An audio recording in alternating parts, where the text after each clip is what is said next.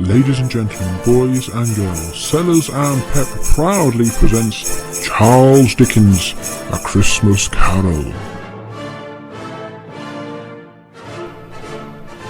Once upon a time, in a land not so far away, it was Christmas time in London, and at number 10 there lived a man named Ebenezer Cameron. He was a hard-working man, but at the same time he was a miserable, greedy, cruel, Oxford-educated miser who didn't know what generosity meant. The day before Christmas, Cameron and his clerk Bob Clegg were working in the office. Cameron, as always, was counting his money, while Bob was counting the minutes to go home. I'm so cold in this office. Mr. Cameron doesn't want to turn on the heater. He says it's a waste of taxpayers' money. Suddenly, the front door opened and the Mayor of London came inside.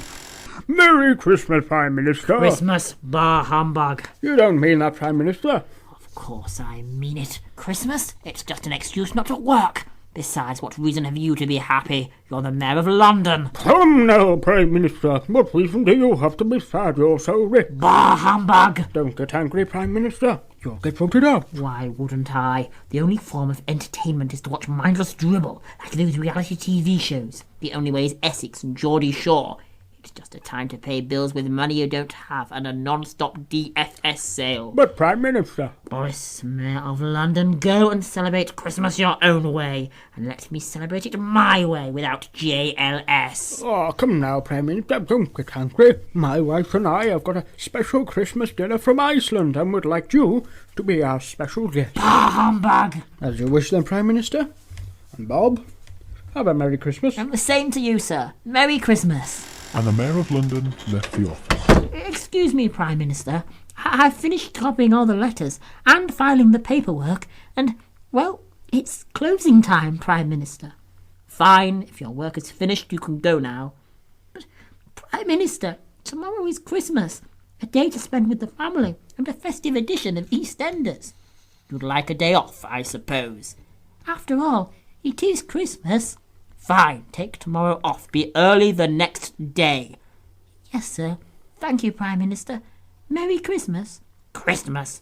Bah, humbug. And Cameron opened the door and Clegg went home. Then Cameron returned to his desk to finish off the Levinson inquiry. And after a few hours he headed home. And when he got home he climbed the steps to his bedroom and sat in a chair beside the fire and started to eat his supper, a microwave meal for one from Morrison's. Suddenly he heard an old bell ring,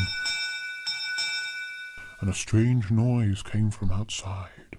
The ladies not. Who's making that noise? The strange noise continued until a ghost came through the room. I think I'm dreaming. This is not a dream. I know you. You're the Iron Lady. What do you want from me? I want a lot from you, Ebenezer Cameron. See these chains? I'm chained to my sins. What sins? You're a hard worker and good Prime Minister. Prime Minister, I took advantage of the people, the miners especially. While I was alive, I never learned the value of love and charity. Now I have to wander the earth until unable to find peace. Hear me, Prime Minister. I'm here tonight to warn you. You can still change. Vote Labour.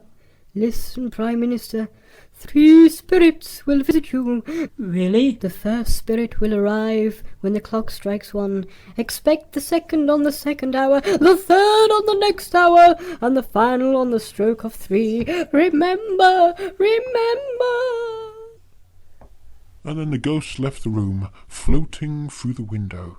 Cameron closed the window and went to bed, terrified, and fell asleep.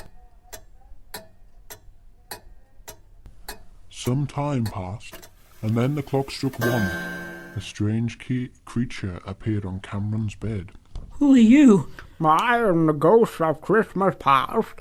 Get out of bed and come with me. I beg your pardon? The ghost took Cameron's hand and disappeared into a puff of smoke. Puff! Where am I? Oxford. I remember the house, the church, the river, the bridge, and the people. They cannot see us or hear us. They are the shadows from the past. That's my school. There's a little boy, alone, forgotten by his friends. I know him. Now, let's see another Christmas. This house seems familiar. This is the house where I grew up. Yes, it is. Do you recognize this boy? Why, it's me as a child. But why am I alone? You know the answer. Yes, I was always alone. Come, Prime Minister, take my hand. We don't have much time left. We have one more step. And in a puff of smoke, puff, Cameron was now a young man who was sitting beside a young woman on a garden bench. The woman was crying. I can't marry you, David. There's something you love more than me. Nonsense. I love no other woman. That's true. You love money. You love it more than me. There's nothing wrong with loving money. I hope you're happy with yourself. And then the woman ran away, and old Cameron and the ghost just watched. Take me home, please. As soon as Cameron said that, he appeared in his bedroom, and then he fell asleep. And then... I suppose you're the ghost of Christmas Present, Miss Widdicombe. Yes, I am. I am the ghost of Christmas Present. I have much to tell you. Grab onto my ankle, Anton. Hurry, we can't be late. Then Cameron touched the hem of the spirit's ankle.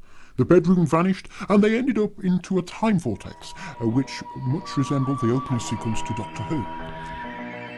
Cameron found himself in a busy snow street opposite Harrods and JD Sports. There were many people shopping for last-minute gifts. Everyone was happy.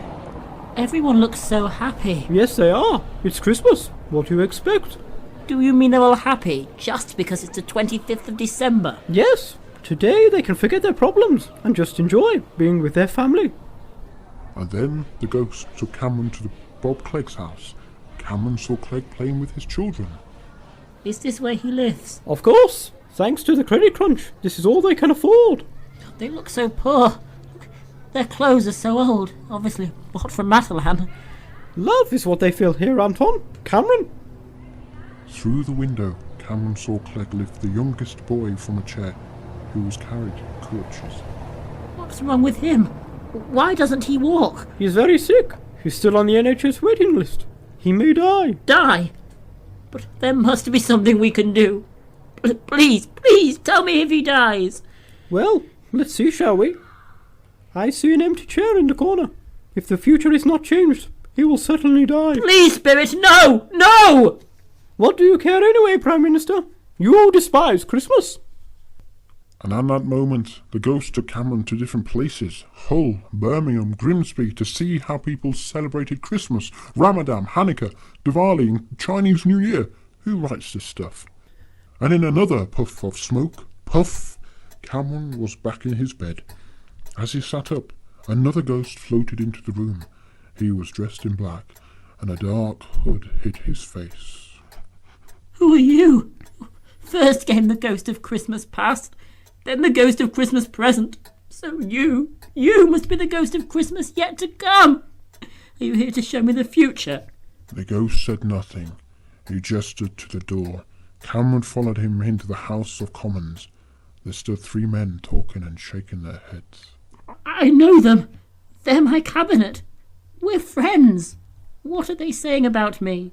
Poor old Cameron. They told me he was very sick. Who's taking care of him? The ghost pointed to the door, and Cameron followed him down the street.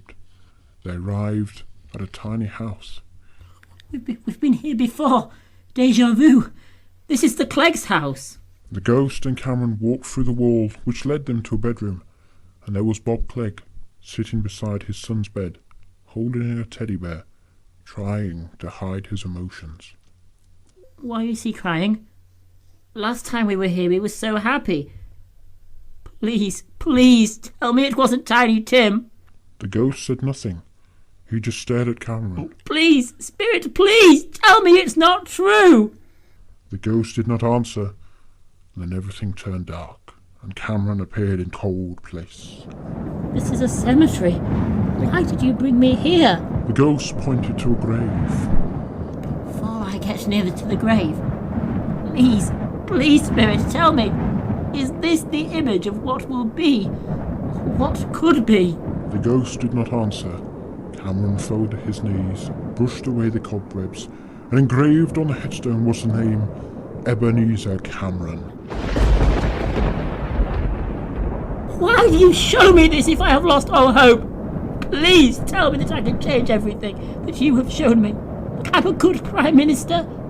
Please, Spirit, tell me I can erase my name from that grave. In his anguish, he reached for the ghost's hand, but the ghost rejected him, and he fell to the floor, waking up at the side of his bed. It's Christmas Day. Oh, I have been given another chance. All the church bells are ringing. It's Christmas. He flung open the window and saw a boy in the street and shouted. Hey there, you there, boy.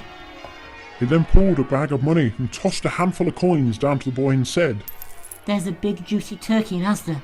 Buy it and deliver it to the Clegg's house. But, sir, this is a lot of money. I know. Keep the change. Oh, yes, sir. Little boy, Yes, sir. have a very Merry Christmas. Oh, thank you, sir.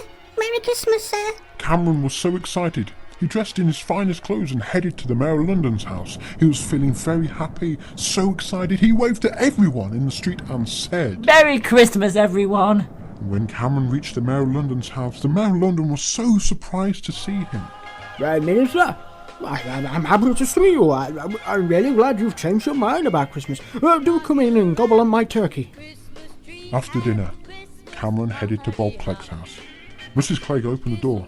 She couldn't believe her eyes when she saw the Prime Minister standing there. Mr. Cameron, what a surprise. Do come in. Clegg, you've worked long hours for many years. I'm raising your salary and will help support your family with the help of this new coalition idea. Thank you, Prime Minister. You're so generous. Cameron did more than he said he would for the Cleggs. He took care for Tiny Tim. He took him off the NHS waiting list and onto Bupa. And some people laughed at his change, but he didn't care. He was the Prime Minister of Great Britain, and each time he had a meal with his friends and family, he would say, God bless us. God bless us one and all. Merry Christmas. You've been listening to Greg Sellers as Ebenezer Cameron, Bob Clegg, the Boy 1, Man 1 and Man 2, and Wife, Callum Pepper as the Mayor of London, the Iron Lady, the Ghost of Christmas Past and Present, and the Woman. And now, here's a very special message from both of them. Hey up, folks. Thanks a lot for listening. We hope you enjoyed your little festive treat. And from both of us, have A Merry Christmas and a Happy New Year.